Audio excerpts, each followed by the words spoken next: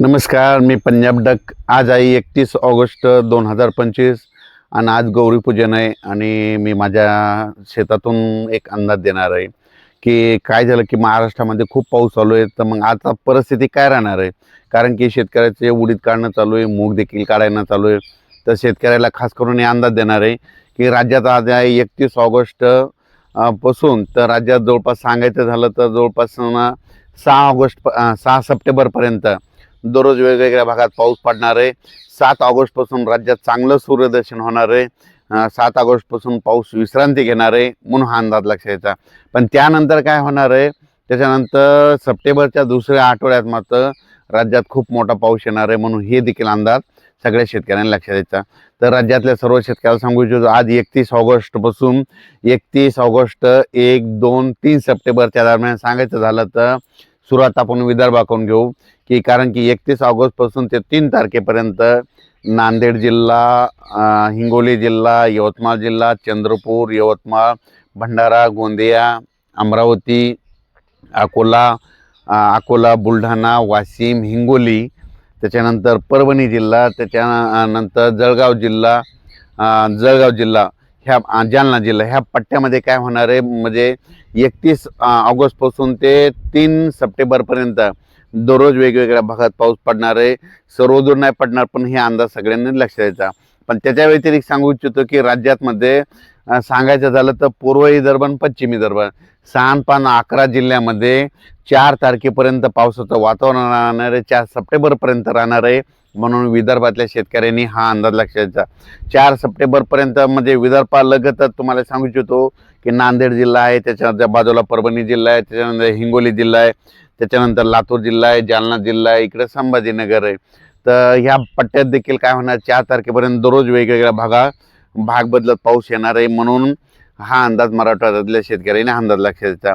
त्याच्यानंतर राज्यात मग परिस्थिती कशी राहणार आहे, तर राज्यातल्या आपण काय करू, उत्तर महाराष्ट्राकडे वळू. मग हे पाऊस 4 तारखेपर्यंत चालणार आहे. मग इकडला पावसाचा जोर कमी होणार आहे आणि त्याच्यानंतर 4 पासून 4 सप्टेंबर 5 आणि 6, 7च्या दरम्यान उत्तर महाराष्ट्राकडे वरुण राजाची बॅटिंग राहणार आहे. म्हणजे कसा पडणार आहे तुम्हाला एक सांगू इच्छितो की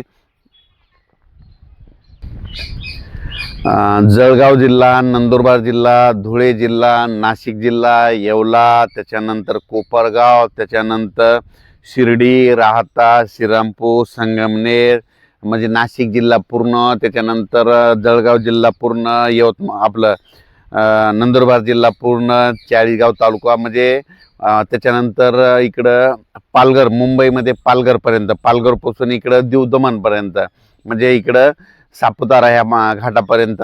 तर तुम्हाला सांगतो की 4, 5, 6, 7च्या दरम्यान उत्तर महाराष्ट्राकडे खूप जोराचा पाऊस पडणार आहे.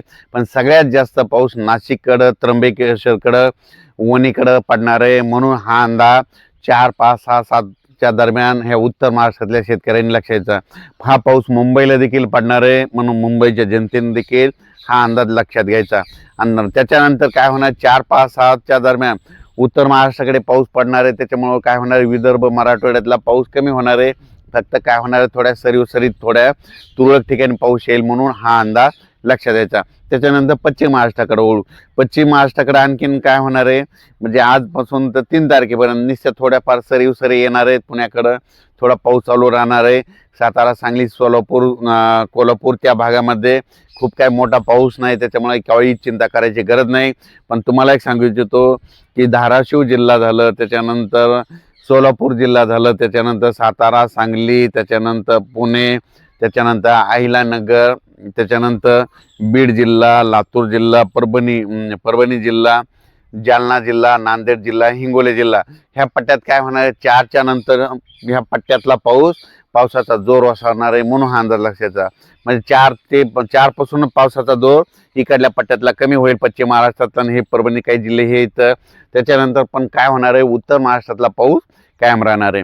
मग उत्तर महाराष्ट्रातला पाऊस कधी कमी होणार आहे, उत्तर महाराष्ट्रातल्या शेतकऱ्याला सांगू इच्छितो की तुमचा नंदुरबार जिल्हा, धुळे जिल्हा, जळगाव जिल्हा, नाशिक जिल्हा, त्याच्यानंतर इगतपुरी, संगमनेर, त्याच्यानंतर कोपरगाव, शिर्डी ह्या पट्ट्यामध्ये काय झालं की पाऊस खूप कमी होता. पण आता हे जे पडणार आहे 4 ते 4 तारखेपासून 7 तारखेपर्यंत त्याच्यामध्ये तुमचे धरणात देखील पाणी येणार आहे, धरणाचं पाणी सोडावं लागणार आहे, छोटे छोटे तळे असतील तिथे देखील भरून जाणार आहे, म्हणून हे अंदाज लक्षाचा.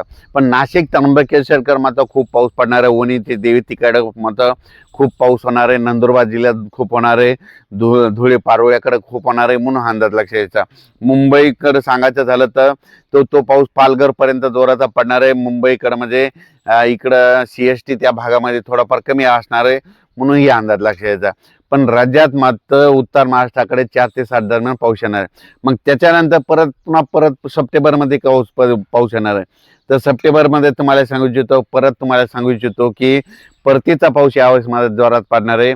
मग सांगायचं झालं तर म्हणजे आपलं सप्टेंबरच्या दुसऱ्या आठवड्यात मात्र मुंबई पुणे नाशिक, सप्टेंबरच्या दुसऱ्या आठवड्यात मुंबई पुणे नाशिक सहित म्हणजे उत्तर महाराष्ट्राकडे काही काही ठिकाणी अतिवृष्टी देखील होणार आहे, म्हणून हा अंदाज लक्षात यायचा. पण राज्यात सांगायचं झालं तर आता सध्यानं 31 ऑगस्ट 1, 2, 3 सप्टेंबरच्या दरम्यान पूर्व विदर्भ, पश्चिम विदर्भ, मराठवाड्याच्या काही जिल्ह्यामध्ये हा पाऊस काय होणार आहे म्हणजे दररोज वेगवेगळ्या भागात थोडाफार चालू राहणार आहे, म्हणून हा अंदाज लक्षात द्यायचा.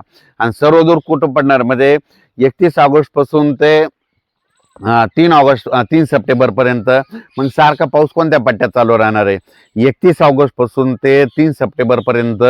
तर तुम्हाला एक सांगू इच्छितो की नागपूर जिल्हा, वर्धा जिल्हा, भंडारा जिल्हा, अमरावती, बुलढाणा जिल्हा, त्याच्यानंतर अचलपूर, मोर्शी, त्याच्यानंतर इकडं अकोला तालुका, त्याच्यानंतर वाशिम, इकडं हिंगोली, त्याच्यानंतर बुलढाणा, पुन्हा जळगाव, जामोद घाटाच्या खाली, तसंच जळगाव ह्या पट्ट्यामध्ये मात्र 3 तारखेपर्यंत दररोज वेगवेगळ्या भागात सारखा जोराचा पाऊस पडणार आहे. रात्रीच्याला पाऊस हजेरी लावणार आहे, म्हणून 3 सप्टेंबरपर्यंतचा अंदाज लक्षात यायचा.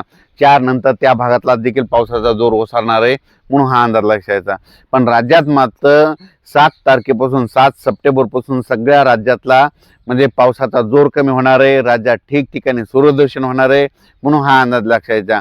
मग 7 सप्टेंबर नंतर परत राज्यात मग शेतकऱ्याचे बरेच प्रश्न आहेत की मग परत पुन्हा पाऊस कधी येणार. तर परतीचा पाऊस सुरू होणार आहे आणि ते पाऊस काय होणार आहे म्हणजे 12 तारखेच्या नंतर म्हणजे आपण सांगितलं ना 13 सप्टेंबर ते 16-17च्या दरम्यान परत राज्यात परत मोठा पाऊस येणार आहे, म्हणून ही अंदाज लक्षात यायचा. आणि सप्टेंबरच्या शेवटच्या आठवड्यात एकदा पाऊस येणार आहे, म्हणजे सप्टेंबरमध्ये आणखीन 2 मोठे पाऊस पडणार आहे, म्हणून हा अंदाज लक्षात घ्यायचा. अचानक वातावरणात बदल झाला तर लगेच एक मेसेज दिला जाईल, पण राज्यात मात्र आज रात्रीच्याला ठिकठिकाणी बऱ्याच ठिकाणी पावसाला सुरुवात होईल, म्हणून ही अंदाज सगळ्यांनी लक्षात घ्यायचा.